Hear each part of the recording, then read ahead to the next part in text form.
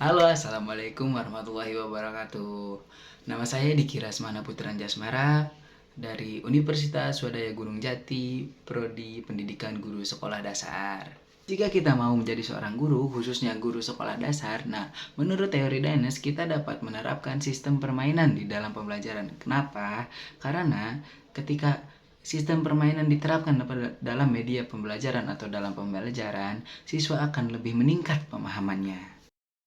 Baik anak-anak, sekarang mulai saja ya pelajaran Bapak kali ini, pelajaran matematika.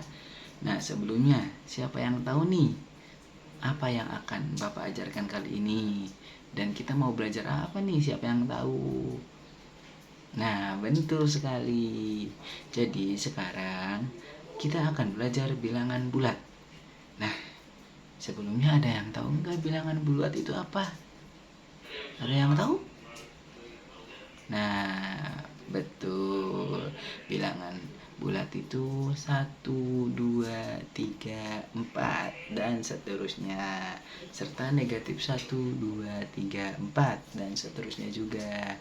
Betul sekali. Nah, nanti Bapak akan menjelaskan ya beserta contoh soalnya dengan teori teens, yaitu untuk permainan. Jadi kita itu belajar bermain game bersama matematika. Nah, langsung saja kita ke contoh soal.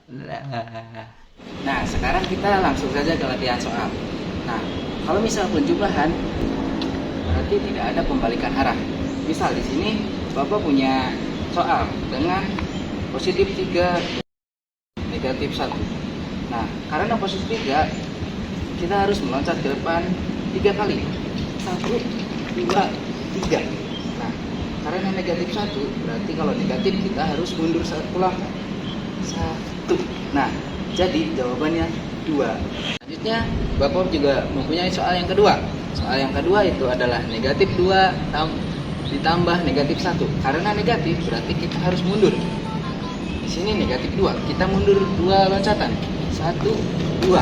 Nah, karena akan ditambah negatif 1, berarti kita posisinya harus tetap. Jadi ditambah 1 loncatan ke belakang. 1. Jadi jawabannya negatif 3. Selanjutnya, sekarang operasi pengurangan.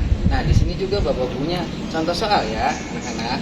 Nah, contoh soalnya adalah negatif 3 kurangi negatif 1. Nah, karena kalau operasi negatif berarti harus berputar arah. Nah, seperti ini ya. Negatif 3 berarti kita mundur 3 loncatan. 1, 2, 3. Nah, karena operasinya pengurangan berarti kita putar arah. Nah, karena di sininya seterusnya negatif 1 berarti kita mundur 1 langkah. 1. Berarti jawabannya negatif 2. Keempat juga tetap dengan pengurangan. Nah, positif 2 dikurangi negatif 1. Berarti kalau positif 2 kita maju 2 langkah ke depan. 1, 2. Nah, dikarenakan di sininya negatif 1 berarti kita putar arah. Sini. Nah, dikarenakan negatif 1 berarti kita loncatnya ke belakang. Jadi loncat 1 loncatan. Nah, jadi jawabannya 3. Nah, jadi seperti itu contoh soalnya anak-anak. Bagaimana? Apakah ada yang tidak paham dengan penjelasan Bapak tadi tentang contoh soal tentang bilangan bulat? Ya, jadi seperti ini. Kalau misalkan operasinya penjumlahan, berarti meloncatnya ke depan.